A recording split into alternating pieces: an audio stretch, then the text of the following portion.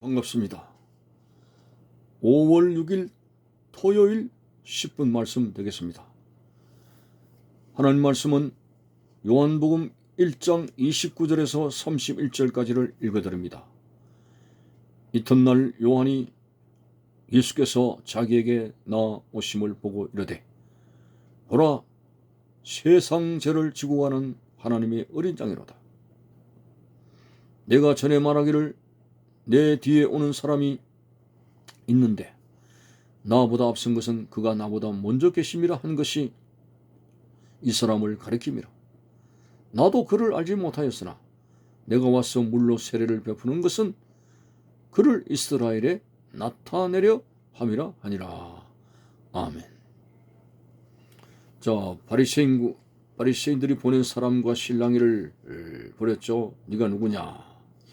그때 자기는 그리스도가 아니고 그분의 신발끈도 풀기를 감당하지 못하겠다는 자신의 비천한 모습을 그대로 정직하게 나타냈습니다. 자, 그리고 이제 하루가 지났습니다. 이튿날 이게 웬일입니까? 자기가 증언하던 예수께서 자신에게 다가오신 것입니다. 이튿날 요한이 예수께서 자기에게 나오심을 보고 이르되, 자, 예수님이 드디어 자신 앞에 서게 되었습니다. 얼마나 감격했을까요? 성령 충만했습니다. 그리고 또 증언합니다. 많은 사람들에게 예수를 가리켜서 뭐라고 말합니까? 보라, 이분은 세상 죄를 지고 가는 하나님의 어린 양이로다. 대단히 중요한 말입니다. 구속사적인 관점에서 이분은 세상 죄를 지고 가는 하나님의 어린 양이로다. 이 어린 양의 유래를 좀 살펴야 되겠습니다. 이스라엘 백성들이 1년에 한 번 있는 대속죄일이 있습니다. 얼마나 중요한 절기인지 대속죄일을 알리는 나팔절이 있죠. 나팔을 불어서 대속죄일이 오고 있다는 걸 알렸죠. 그때 대제사장은 1년에 한 번 지성소로 들어가서 이제 이스라엘 백성들의 죄를 안고 하나님 앞에 제사를 드리는 그날, 바로 대속죄일입니다. 자, 그때에 양 2마리, 염소 2마리를 취합니다. 한 마리는 이제 번제단에서 그 염소를 죽여서 그리고 그 피를 받아가지고 지성소로 들어갑니다. 지성소로 들어가서 속죄소에 그 제단에 그 피를 바르게 되죠. 또 한 마리는 희생양입니다.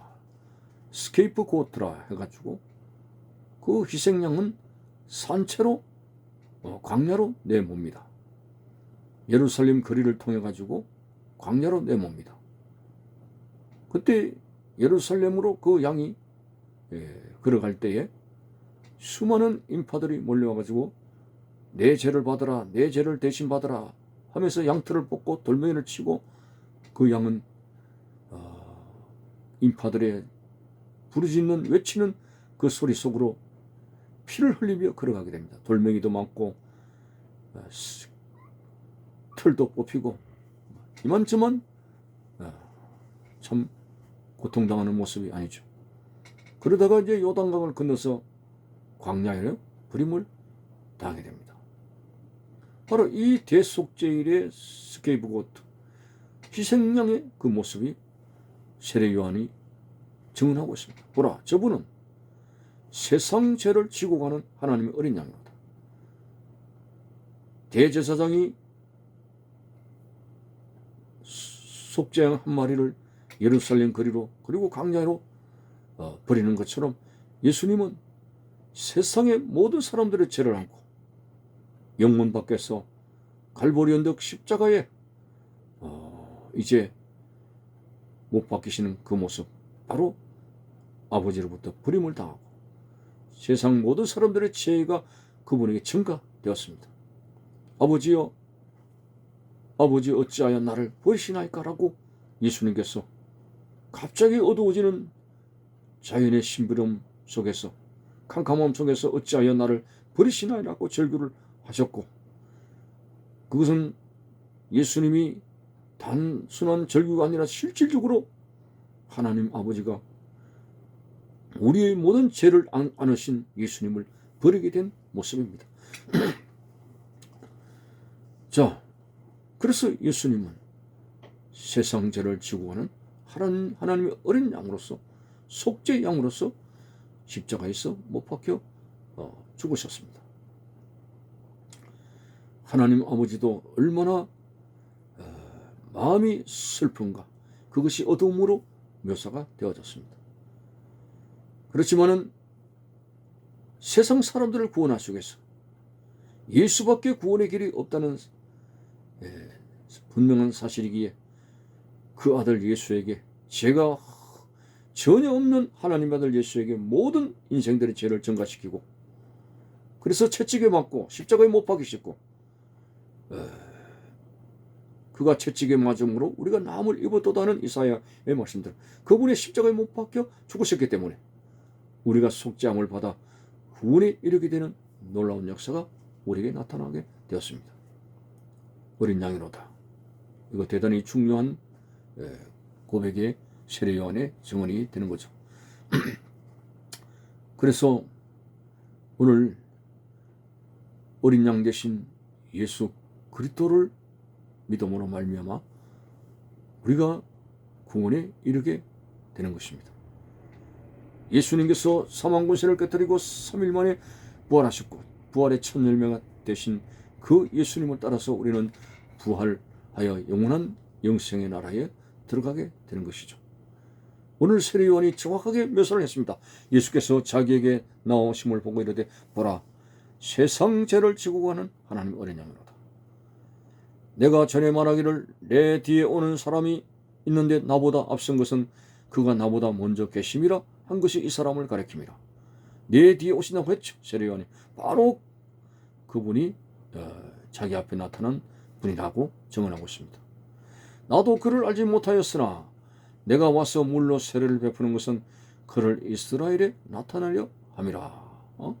물로 세례를 베푸는 것은 자기의 권위를 세우기 위한 것이 아니라 예수님의 성령 세례를 나타내기 위해서, 예수님을 증언하기 위해서 그렇게 했다고 이야기하고 말씀하고 있는 것입니다. 오늘 세례 요한이 증언한 대로 예수 그리스도는 인류의 구세주입니다.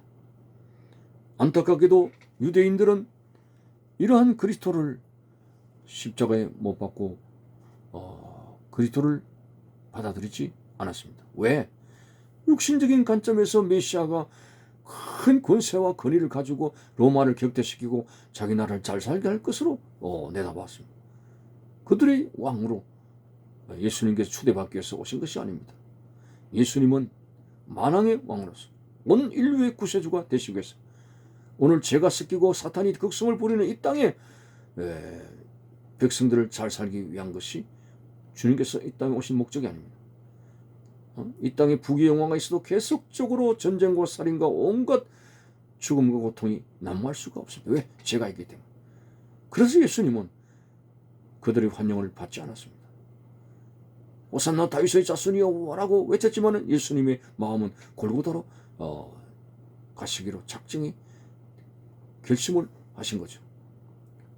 그것은 오늘 계속적으로 인생의 부귀영화에 가가 있음에도 불구하고 죽음과 지옥으로 가게 되는 인류를 불쌍히 여겨주셔서 자신이 제물이 되시기 위해서 골고다로 가신 그 주님의 모습, 보라, 세상 죄를 지고 가는 하나님의 어린 양이로다고 증언한 세례 요한의 증거가 확실한 예수님에 대한 정체성의 분명한 증언인 줄 알고, 주는 그리스도시요 살아계신 하나님의 아들입니다.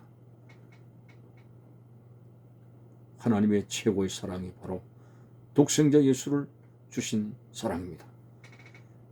자신이 십자가에 못 박아 제물이 된 사랑, 예수님의 사랑이 최고의 사랑입니다. 더 이상 하나님을 원망 불평하는 어리석은 그런 불평과 원망의 생활을 버리고 끊임없이 갈보리 언덕에 예수님을 주목하며 그분이 아니라면 오늘 우리 생명조차도 없다는 사실을 알고 영원한 감사와 기쁨이 넘치는 여러분의 신앙생활이 되기를 바랍니다. 감사합니다.